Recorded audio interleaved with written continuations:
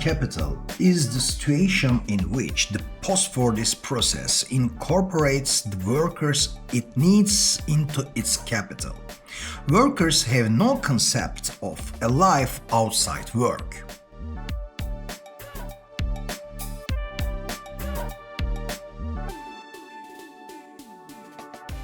Non-work life is organized about work. All the purposes of non-work life, leisure time, hence the phenomenon coded as life, are channeled into work. To understand human capital, we need to emphasize the salient points of Postfordism.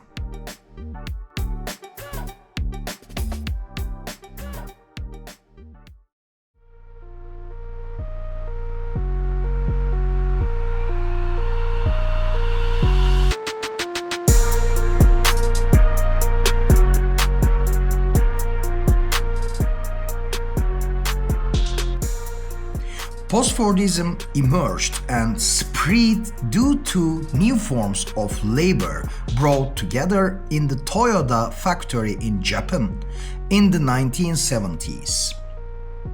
The invention of the computer and its introduction into the workforce brought about a new form of industrial production.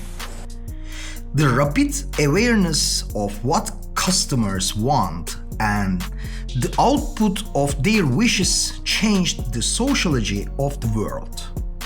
Postfordism needs skilled workers. The school was enough for the workers of the Fordist system. It was enough for them to learn math and science, to learn machines and to be equipped with national and religious values, to embed values in his consciousness within the nation-state's border.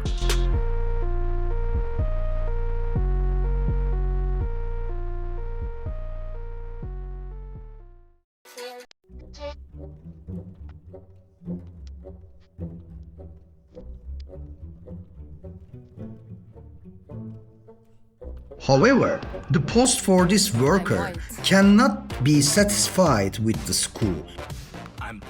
They must be equipped with certificates throughout life and design his daily life to educate themselves. To sell their labor, they must constantly improve themselves. They must learn English, be able to use computer programs, conform to aristocratic manners, and discipline his life. They must also know the world.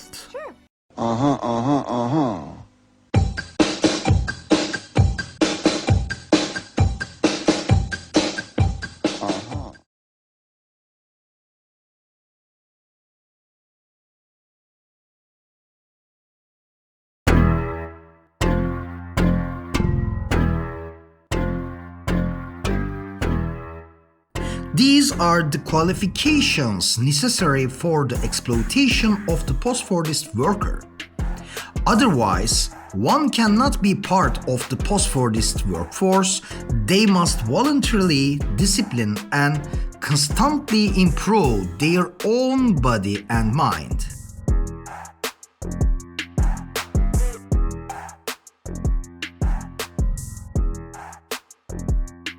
They must be their entrepreneur.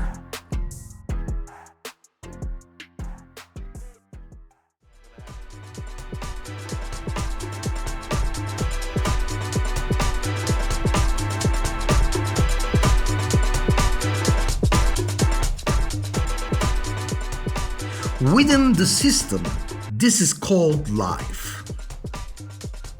Alternative to life is unthinkable. Even if it is thought, it cannot be realized.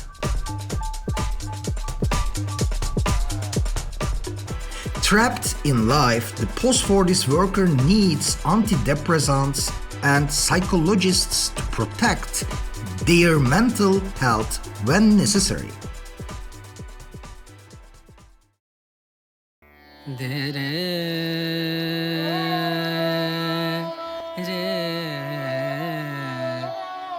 It engages in new religions and pseudoscientific practices. Through these new religions, they dulls the pain of the reality of life and numbs himself. In the delusion that they can change their self, they constantly attend New Age courses. However, they are trying to keep up with the life established by the Postfordist system. These efforts to adapt are included in the economic wealth, and high prices are paid for each of them.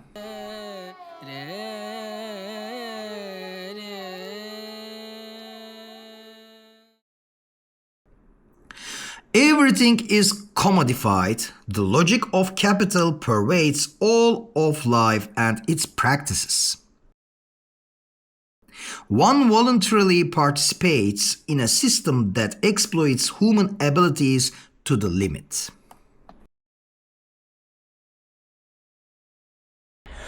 Post-Fordist workers increasingly integrate their personal lives into the labor process. Koşuşturmalı bir günün ardından çakra dokunur, dünyan değişir. Çakra bornozu doğal bambu dokusuyla sizi sarar. Even sculpting their bodies into more aesthetic forms can enhance their market value. By incorporating every aspect of life into labor, their entire existence becomes geared towards serving the needs of the bourgeoisie. What could you do to improve yourself? I don't think so. No, no, no, no. I don't think so. No, no, no, no. It's never, ever, ever, ever, ever, ever gonna happen. I don't think so. No, no, no, no. I don't think so. Activities outside of work are marketed under the name of personal development. Post-Fordist enterprises and working conditions have absorbed even work's personal efforts into their businesses. Jan Molière Boutin, building on the ideas of André Gorz, described this phenomenon. He argued that collective labor, human capital, and living labor now contributes to post-Fordist businesses, and he referred to this as second-degree exploitation. Yet this exploitation is often simply accepted as life itself, with no alternative even imagined. Life is defined through this framework, making exploitation seem normal.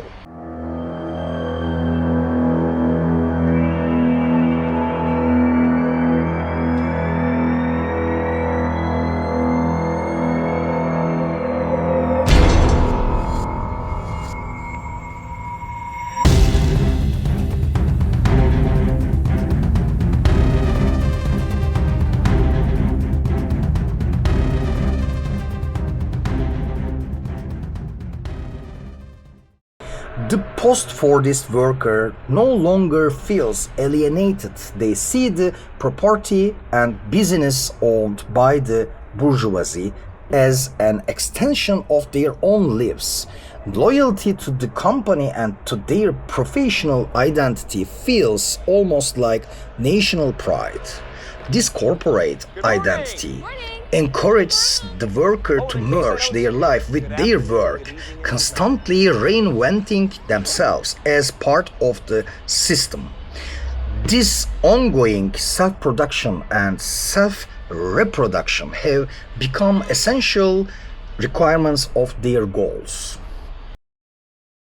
Pierre Levy describes this collective condition as an improvised polyphonic choir.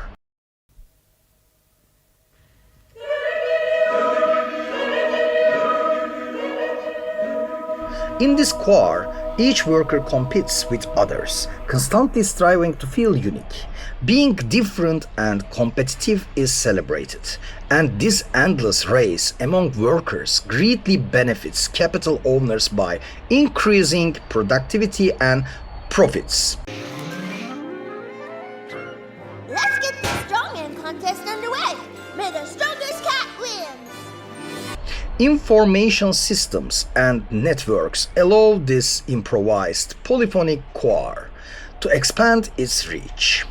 Production tools have moved beyond the direct control of workers and have instead turned into giant systems that even workers themselves are part of.